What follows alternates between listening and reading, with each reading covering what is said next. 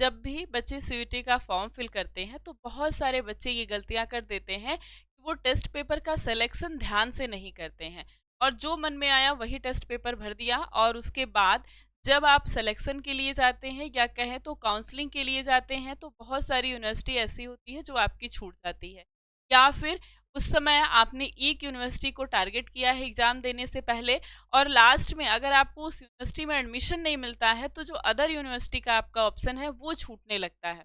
तो आज हम जानेंगे कि कौन कौन से टेस्ट पेपर को ले, या कह सकते हैं कौन कौन से सब्जेक्ट को ले कि मेजर यूनिवर्सिटी आपकी टारगेट हो जाए, या फिर जैसे आपने बीएचयू को टारगेट किया है और इसके बाद अगर उसमें आपका सिलेक्शन नहीं होता है, जैसे दूसरी यूनिवर्सिटियां हैं, एयू हैं, डीयू हैं, उनके क्या सब्जेक्ट कॉम्बिनेशन होने चाहिए हमारे पास, या फिर आपने डीयू को टारगेट किया है लेकिन उसके साथ आप ऐसा अपना सब्जेक्ट कॉम्बिनेशन रखिए कि बीएचयू, जेएनयू या फिर डीयू या फिर एयू, ये सारी यूनिवर्सिटियां आपकी टारगेट हो जाएं, या फिर जो भी मोस्ट ऑफ यूनिवर्सिटी है वो आपकी टारगेट हो जाए। तो आज हम जानेंगे कि कौन कौन सा सब्जेक्ट कॉम्बिनेशन हमको बनाना है, कैसे हमको पढ़ना है कि जो ज़्यादा से ज़्यादा यूनिवर्सिटी हमारी टारगेट हो जाए, कौन कौन से सब्जेक्ट के लिए या फिर कौन से कोर्स के लिए कौन सा सब्जेक्ट आपको एलिजिबल होगा। तो पहले हम मोस्ट ऑफ जो टॉप यूनिवर्सिटी हैं आपकी, जैसे डीयू है, बीएचयू है, जेएनयू है, इसके सब्जेक्ट कॉम्बिनेशन को देख लेते हैं क्या इसका सब्जेक्ट कॉम्बिनेशन है। जैसे यहाँ पर दिया गया है, ये कौन सी यूनिवर्सिटी है, यूनिवर्सिटी ऑफ दिल्ली है। ठीक है, इसमें आपने जब आप एनटीए की वेबसाइट पर जाएंगे सीयूईटी यूजी में, तो आपको वहाँ पर जब आप यूनिवर्सिटी में जाएंगे, यूनिवर्सिटी आपको वहाँ पर दिखाई देगी और हर यूनिवर्सिटी को जब आप ओपन करेंगे तो सबका सब्जेक्ट कॉम्बिनेशन आपको यहाँ पर पीडीएफ फॉर्म में मिल जाएगा। जैसे यहाँ पर हम देख रहे हैं कौन सी यूनिवर्सिटी है, यूनिवर्सिटी ऑफ दिल्ली। इसमें लिस्ट ए लैंग्वेज दिए गए हैं और लिस्ट बी में आपके डोमेन सब्जेक्ट दिए गए हैं। अब यहाँ पर जैसे आपको दिया है बीएससी मैथमेटिक्स, अगर आपको बीएससी मैथमेटिक्स करना है तो इसके लिए आपके पास क्या होना चाहिए, लैंग्वेज होना चाहिए, डोमेन लिस्ट ए और लिस्ट बी से होना चाहिए। तो एक तो लैंग्वेज होना चाहिए, लैंग्वेज कहाँ से, लिस्ट ए और लिस्ट बी से, तो यहाँ से आप लिस्ट ए से अपना लैंग्वेज देख लेंगे। और दूसरा क्या होना चाहिए, कॉम्बिनेशन फर्स्ट में आपके पास क्या दिया है कि any one language list A और मैथमेटिक्स होना चाहिए और any two subject of list B होनी चाहिए।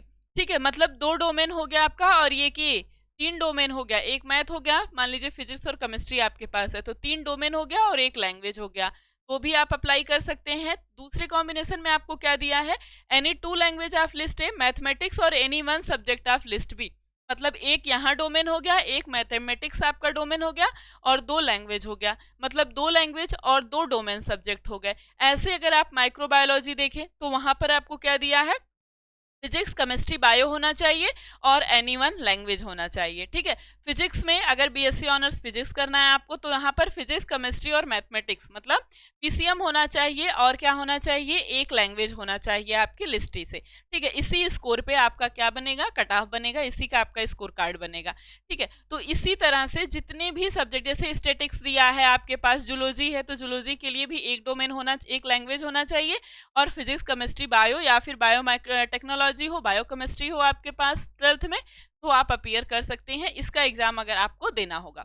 ठीक है, तो मतलब बेसिकली एक डोमेन आपके पास है, सॉरी एक लैंग्वेज है आपके पास और तीन डोमेन यहाँ पर दिया गया है। अगर आप आर्ट्स के सब्जेक्ट देखना चाहते हैं तो आर्ट्स के भी सब्जेक्ट है, स्टार्टिंग में सारे सब्जेक्ट आपके आर्ट्स के दिए गए हैं। जैसे बंगाली है, इंग्लिश ऑनर्स आपको करना है तो इसके लिए क्या है, इंग्लिश होना चाहिए आपका लैंग्वेज, और दूसरा क्या होना चाहिए, 3 subject of from list B से कोई 3 सब्जेक्ट होना चाहिए। ठीक है, या फिर दूसरे कॉम्बिनेशन में इंग्लिश 1 लैंग्वेज और दूसरा और एक दूसरा लैंग्वेज होना चाहिए आपके पास, और 2 सब्जेक्ट होना चाहिए, मतलब 2 डोमेन भी हो सकता है और 2 लैंग्वेज, ये भी कॉम्बिनेशन बन सकता है, और एक लैंग्वेज और 3 डोमेन का कॉम्बिनेशन भी बन सकता है। लेकिन कुछ कुछ में, जैसे हमने मैथ में देखा तो वहाँ 2 कॉम्बिनेशन है, लेकिन उधर हमने फिजिक्स में देखा तो एक ही कॉम्बिनेशन है, क्या, एक आपके पास लैंग्वेज होना चाहिए, 3 डोमेन होना चाहिए। मान लीजिए ये चीज हो गई। इसके बाद अगर हम देखें, ये तो हमने यूनिवर्सिटी ऑफ दिल्ली देख लिया, अब हम देखें दूसरी यूनिवर्सिटी कौन सी है, ये यूनिवर्सिटी ऑफ इलाहाबाद है। यूनिवर्सिटी ऑफ इलाहाबाद में देखिए कॉमर्स में आपके पास क्या है, हिंदी है और जनरल एप्टीट्यूड टेस्ट है। ठीक है, और एनी वन बिलो सब्जेक्ट, और कोई एक यहाँ पर आपके पास नीचे का कोई एक सब्जेक्ट होना चाहिए, चाहे मैथ हो, कंप्यूटर साइंस, बायोलॉजी हो, बायो बायोलॉजिकल साइंस हो, बायोटेक्नोलॉजी हो, इन्वायरमेंटल स्टडीज हो, कोई भी एक होना चाहिए। ठीक है, जैसे यहाँ पर बीएससी ग्रुप मैथ के लिए है, जैसे आपको मैथ बीएससी मैथ करना है तो इसके लिए आपको हिंदी या इंग्लिश एक लैंग्वेज होना चाहिए, और जीएटी कंपलसरी है, लिखा है देखिए GAT is compulsory, GAT compulsory है, और any one of the below subject, और नीचे का कोई एक सब्जेक्ट होना चाहिए आपके पास, मतलब physics, chemistry, mathematics, computer science. ठीक है, और इसमें से कोई एक आपके पास होना चाहिए। एलिजिबिलिटी क्या है, वही 12th होना चाहिए, equivalent with physics, chemistry, mathematics से आपका 12th होना चाहिए। बायो के लिए भी यही है। ठीक है, तो इसमें क्या हो गया, आपके पास एक लैंग्वेज आप आराम से ले सकते हैं, और जनरल एप्टीट्यूड ले सकते हैं, और आप डोमेन ले सकते हैं। 3 डोमेन लेंगे तो बाकी यूनिवर्सिटी के लिए भी आप एलिजिबल हो जाएंगे। जैसे अगली यूनिवर्सिटी आपकी है बनारस हिंदू यूनिवर्सिटी बनारसी। अब इसमें तो आर्ट्स दिया गया है, आपके पास एलएलबी है। इसके बाद अगर हम देखें एग्रीकल्चर है, तो एग्रीकल्चर के लिए क्या दिया गया है, केमिस्ट्री, मैथमेटिक्स और फिजिक्स, एक कॉम्बिनेशन है। दूसरा कॉम्बिनेशन बायोलॉजी, केमिस्ट्री और फिजिक्स है। तीसरा कॉम्बिनेशन एबीसी है। ठीक है, मतलब पीसीबी भी हो सकता है, पीसीएम भी हो सकता है, और क्या हो सकता है, एबीसी, एग्रीकल्चर, बायोलॉजी और केमिस्ट्री, ये भी हो सकता है। अगर आपको साइंस से ऑनर्स करना है तो आपके पास बॉटनी होना चाहिए, या केमिस्ट्री, या फिर जूलॉजी। तो बायो, फिजिक्स या केमिस्ट्री, ये 3 आपके पास होना चाहिए। तो ये क्या हो जाएगा, बैचलर ऑफ साइंस, जब बायोलॉजी से आपको करना होगा तो। ठीक है, अगर आप मैथ से करना चाहते हैं तब आपके पास केमिस्ट्री, मैथ और फिजिक्स, मतलब क्या है, 3 डोमेन बस होना चाहिए। इसने कोई चेंज नहीं किया है, इस यूनिवर्सिटी ने केवल 3 डोमेन आपके पास होना चाहिए। तो अगर हम देखें कि most of university, Allahabad university जैसे हो गया, तो वहां पर या डीयू यूनिवर्सिटी आपने देखा तो एक डोमेन कहीं कहीं दिया गया है, और एक लैंग्वेज आपका है इलाहाबाद यूनिवर्सिटी में, और एक क्या है आपका जनरल एप्टीट्यूड टेस्ट, ये कंपलसरी है। ठीक है, और अगर हमने साइंस में देखा था, या फिर मैथ में या फिजिक्स में देखा था, कहाँ पर, डीयू में देखा था, तो 2 डोमेन हो सकता है, 2 लैंग्वेज हो सकता है, एक लैंग्वेज और 3 डोमेन भी हो सकता है। तो मतलब, और बीएचयू जो है वो 3 डोमेन दे रहा है। तो मोस्ट ऑफ जो आपके टारगेटेड सब्जेक्ट हैं, या सब्जेक्ट कॉम्बिनेशन, या मोस्ट ऑफ यूनिवर्सिटी जो हम देखते हैं, वो एक लैंग्वेज लेती है, 2 या 3 डोमेन देती है, और आपको एक जीएटी।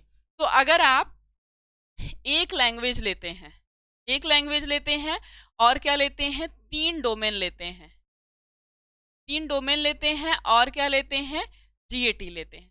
ठीक है, तो आप मोस्ट ऑफ यूनिवर्सिटी को टारगेट कर पाएंगे। लेकिन अगर आपको केवल एक यूनिवर्सिटी को टारगेट करना है, या फिर आप डीयू को भी टारगेट करते हैं, तो डीयू ने अपना एक ऑप्शन बनाया है, एक लैंग्वेज का, और क्या बनाया है, 3 डोमेन का, ये वाला ऑप्शन। और दूसरा ऑप्शन भी उसने दिया है, क्या दिया है, 2 लैंग्वेज का ऑप्शन दिया है, और दिया है 2 डोमेन का ऑप्शन। ठीक है, और जीएटी तो है। ठीक है, 2 डोमेन का ऑप्शन दिया है, तो ये भी है। लेकिन अगर आप डीयू के अलावा, अगर आपका डीयू में एडमिशन नहीं होता, आप दूसरी यूनिवर्सिटी में एडमिशन लेना चाहते हैं, तो आप फंस जाएंगे। बीएचयू में अगर आप एडमिशन लेना चाहते हैं तो आप फंस जाएंगे, क्योंकि वहां पर 3 डोमेन मांगा गया है। इसलिए अगर आप 3 डोमेन ले लेते हैं तो आपका बिल्कुल सही हो जाएगा। और आप यहाँ ये भी नहीं कर सकते कि 2 डोमेन और 2 लैंग्वेज और 3 डोमेन लें, क्योंकि यहाँ पर आपका जीएटी है ही। ये आपके सब्जेक्ट कितने हो गए, 6 सब्जेक्ट हो गए। तो 6 सब्जेक्ट में आपको एडमिशन मिलने वाला नहीं है, 6 सब्जेक्ट लेना नहीं है, मैक्सिमम आप 5 सब्जेक्ट ले सकते हैं। ये 2024 में था कि आप 6 सब्जेक्ट ले सकते हैं। और बहुत सारी यूनिवर्सिटी या बहुत सारे कोर्सेज ऐसे हैं जिसमें जीएटी कंपलसरी कर दिया है। आपने देखा इलाहाबाद यूनिवर्सिटी ने क्या किया, जीएटी कंपलसरी कर दिया। ये नहीं लेते हैं तो वो यूनिवर्सिटी आपकी छूट जाती है। इसलिए सबसे जो सही तरीका है वो है ये, एक लैंग्वेज लीजिए, 3 डोमेन लीजिए, और क्या करिए, एक जीएटी ले लीजिए, और यही आपका सबसे अच्छा या सबसे बेहतर सब्जेक्ट कॉम्बिनेशन बन जाएगा। लेकिन अगर आप एक ही यूनिवर्सिटी को टारगेट करते हैं, एक ही सब्जेक्ट कॉम्बिनेशन को टारगेट करते हैं, तो फिर आपकी मर्जी है, 2 लैंग्वेज या 2 डोमेन भी ले सकते हैं। लेकिन अगर आपका काम इससे भी चल जाता है, तब भी आप डीयू में एडमिशन लेते हैं, क्योंकि डीयू ने अपना 2 ऑप्शन रखा है। ऑप्शन ए में 1 लैंग्वेज 3 डोमेन, और दूसरे में 2 लैंग्वेज और 2 डोमेन। ठीक है, तो बेहतर है कि आप अदर यूनिवर्सिटी के लिए भी टारगेटेड हो जाएं। तो इसलिए 1 लैंग्वेज लेना है, 2 डोमेन लेना है, और एक जीएटी आपका कंपलसरी है ही। अब ये तो बात हो गया आपके पास किसका, कि क्या आपके पास बेस्ट सब्जेक्ट कॉम्बिनेशन होना चाहिए, और अगर ये सब्जेक्ट कॉम्बिनेशन आप लेते हैं तो आपके पास सबसे बेस्ट तरीका होगा, और सबसे ज़्यादा यूनिवर्सिटी को आप टारगेट कर पाएंगे। अब रही ये बात कि यूनिवर्सिटी को तो आपने टारगेट कर लिया, लेकिन अगर इसके बाद आप पढ़ ही नहीं रहे हैं, या पढ़ाई ही नहीं हुई आपकी, तो उसका क्या फ़ायदा। आपने फॉर्म भर लिया लेकिन पढ़ाई नहीं की। 22 तक आपके पास फॉर्म भरने का मौका है, 22 मार्च तक आपको फॉर्म भरना है। तो सबसे सही तरीका है आपके पास पढ़ने का कि लक्ष्य बैच से जुड़ करके आप बहुत अच्छे तरीके से पढ़ सकते हैं। इसमें न्यू सिलेबस जो आपका अपडेट हुआ है उसी को ध्यान में रखते हुए आपको लाइव क्लास दी जाएगी। आपको क्लास जो भी पढ़ाया जाएगा उसका क्लास नोट पीडीएफ दिया जाएगा, पूरा स्टडी मटेरियल प्रोवाइड किया जाएगा, मॉक टेस्ट कराया जाएगा, प्रैक्टिस सेट दिया जाएगा, जो प्रीवियस ईयर का क्वेश्चन पेपर है उसको सॉल्व कराया जाएगा, उसी के हिसाब से आपको मॉक टेस्ट या क्वेश्चन सैंपल पेपर हो गया, प्रैक्टिस सेट आपके लिए सेट किए जाएंगे। और अगर इसके बाद भी कुछ भी आपका डाउट रहता है तो आपकी लाइव ग्रुप में डाउट क्लास होगी। तो इसलिए आपके पास समय अब बहुत कम है, मुश्किल से 60 दिन से कम का समय है आपके पास, या ज़्यादा से ज़्यादा देखें तो 60 दिन का समय है, और कम से कम देखें तो 1.5 महीने का आपके पास समय है।